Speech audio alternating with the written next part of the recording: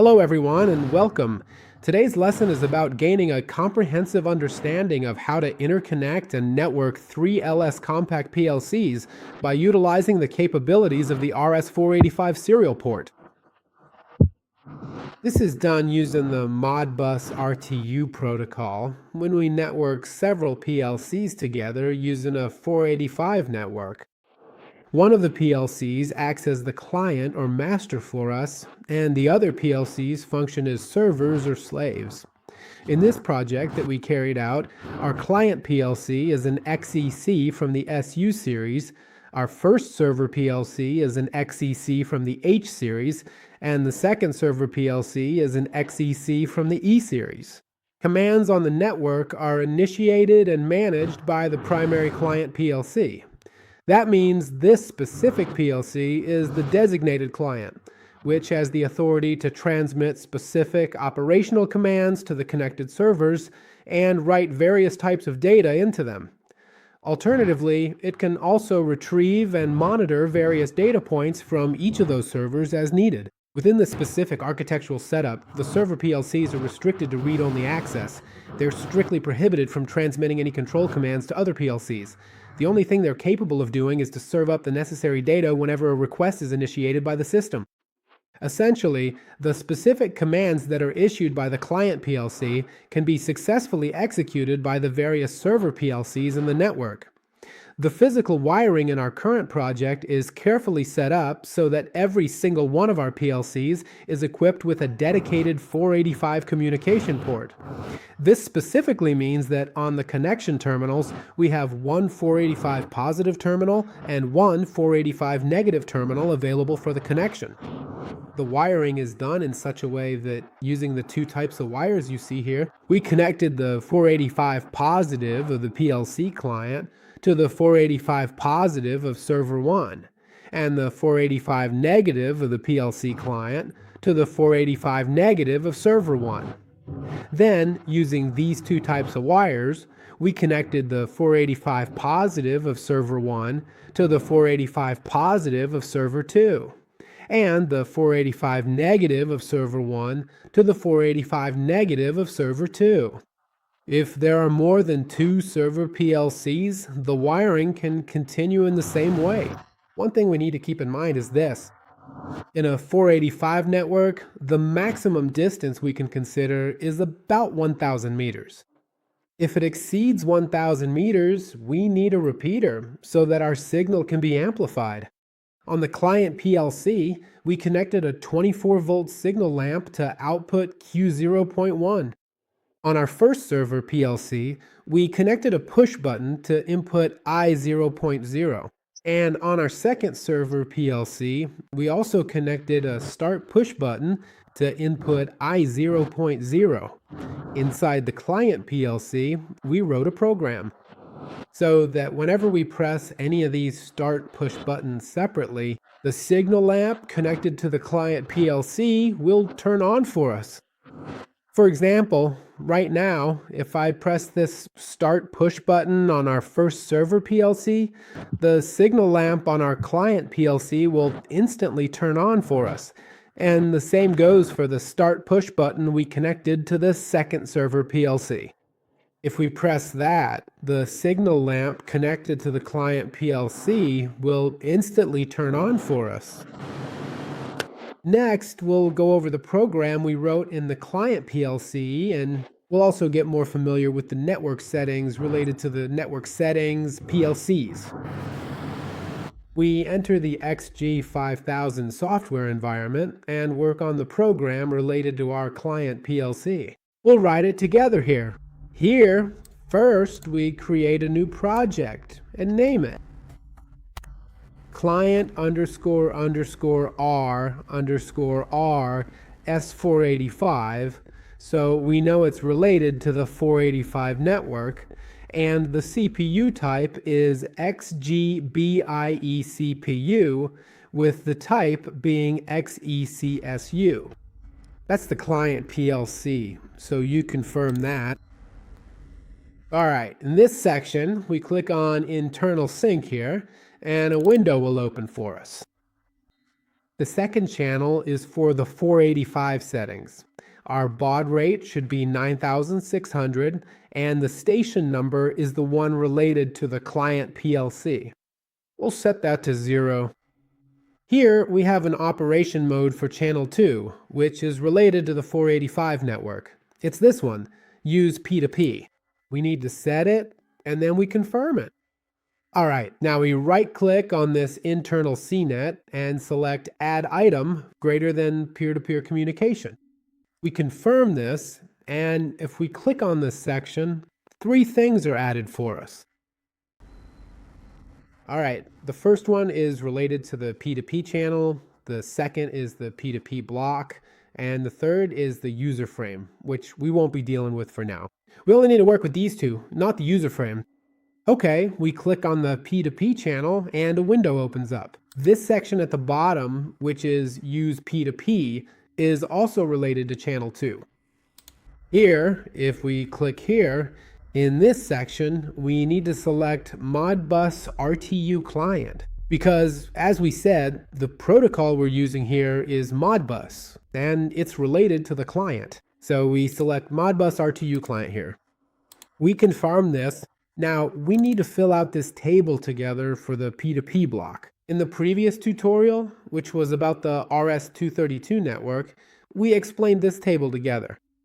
If needed, you can refer to that tutorial as well. All right, as we said, we select channel 2 for this. It brings up the Modbus RTU client for us.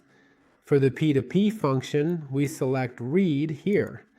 We set the conditional flag to underline T 100 milliseconds. That means underline T 100 milliseconds. So every 100 milliseconds, it sends this packet for us. Our command type is set to single, and the data type is set to bit because we want to read a bit.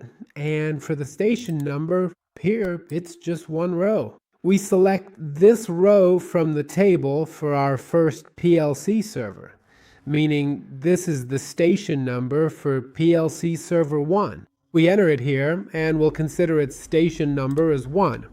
In this section, if we click on this setting, a window will open.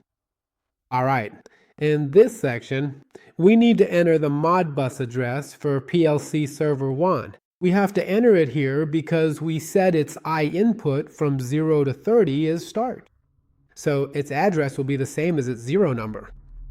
Now here, we need a safe area.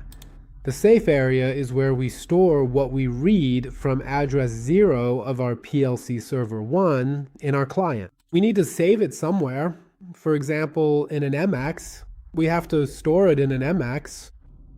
So here, for example, I'll enter MX, let's say MX10 as an example. So let me explain it one more time. We're reading some data from address 0 of the Modbus on our PLC server 1, and we're storing it in MX10 of our client PLC. Where this address 0 came from, I'll explain that later when we set up the server PLC. For now, let's just confirm this part. We also need to fill out another row in the table for the server PLC. For this, I'll select channel 2 again. It automatically brings up the Modbus RTU client. Here, we'll select read again because we want to read something from our second server. And for this one too, we'll enter the same 300 milliseconds for the underline. The command type is single, and the data type, it's bit because we want to read a single bit. Now, an important point here is that we need to enter 2 for the station number. Why? Because this is related to our second server, so we set the station number for our first server to 1. We set the station number for server 2 to 2, and as we mentioned, we set our client station number to 0. So here, basically, it wants to read something from PLC server 2. Now, the thing it wants to read, we need to enter its Modbus address here. This is also the same Modbus address, which is 0. Why is it 0? Because we connected a start chassis to its 0 input, and that's why. since we connected it to input 0. So we consider its address as 0. Now, here we have a safe area. From input 0, from Modbus address 0, we're reading some. And we need to store this in an MX that exists in the PLC client. For example, I'll name this MX20, but we can store it wherever we want. So here, we've filled out 2 rows of the address table. One is related to server 1, and the other is related to server 2, both from address 0. We're reading the data value from each of these servers, and we stored the first one in MX10. The second one is in MX20. Now here we need a program so that when either MX10 or MX20 becomes 1, the Q0 output of our client PLC should turn on so that the signal lamp we connected to our client PLC lights up for us. Now here we can use an OR gate. If we click on the functions and function blocks section here, and I select the OR function here, we confirm this, and in this section, for the first input, we can put MX10. Now for our second input field, we are going to enter MX20, and then looking at the output section, UX 0.0.0. We enter it here. So whenever any of these MXs turn on, the Q0 output will also turn on for us. Now, if both of them turn on at the same time, it still doesn't make a difference. The Q0 output will also turn on. But if both of them are off, our Q0 output will stay off.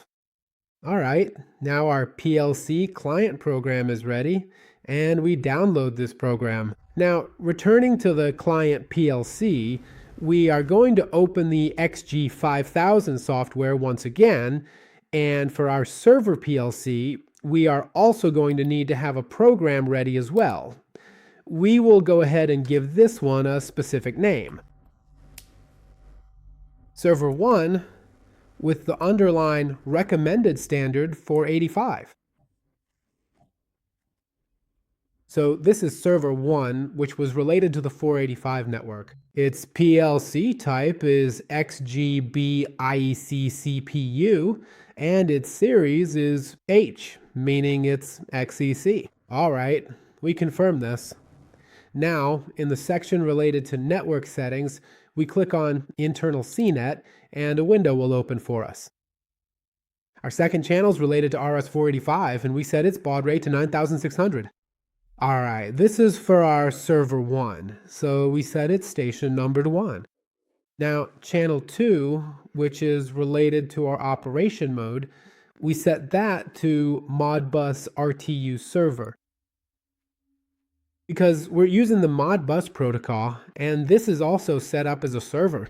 We're considering this PLC, so we select Modbus RTU server here. Now, in this section, there's a Modbus settings option. If we click here, now the slave address that we set in the PLC client, if you remember when we were filling out that table, at the very end, we had a read area and a save area, and we said in the read area section, we entered the Modbus address 0. That address 0 is set from here. For the bit read area, we have an address which is IX 0.0.0. It considers it as its default, meaning our input I0 actually has a Modbus address of 0. So in the same way, our input 1 will have a Modbus address of 1, and our second input will have a Modbus address of 2. So this way, we can set the Modbus addresses in server mode, and it's the same for writing as well. For example, if we wanted to write something to one of the outputs on our PLC server, the right addresses are set in this section, and it's the same for the word mode.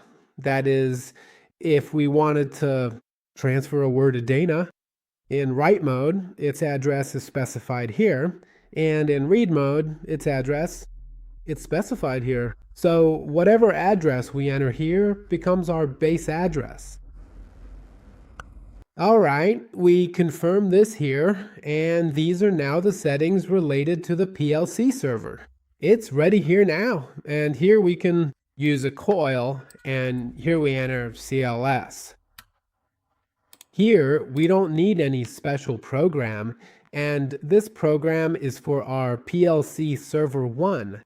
We can download this program onto PLC Server 1. All right, now we enter the XG5000 software environment, and for Server 2, we also need a program. Here again, we create a new project and name it Server 2 underscore RS485. All right, CPU series. This XGBEC, its type was E, meaning it was XECE. Second server. We confirm this, and in this section, which is for CNET settings, we click. A window opens up for us. All right, in the PLCI, Series E, there's only one channel that's configurable, meaning in the PLCI, Series E, since they're economic models, there's just one. They don't have more than one channel, and that channel, now we can either set it to RS232 or RS485-2-5. So we set channel 1 to RS485-2-5. We set its station number to 2 because it's related to server 2, and its operation mode, which is now on channel 1, we also set to Modbus RTU. We set it as a server again. Then we go back into these Modbus settings and see that, well, just like our server 1, it only has 1-bit read area address, which by default is set from IX 0.0.0, meaning the Modbus address for input number 0 is 0. Input 1 gets Modbus address 1, input 2 gets Modbus address 2, and so on. We set this up the same way. Confirm it, and again, we don't need any special programming here either. We add a coil and put this same CLS inside it. And this one too. We confirm it, meaning this single level of programming is enough here, and we download this program onto PLC Server 2. Thank you very much for your attention.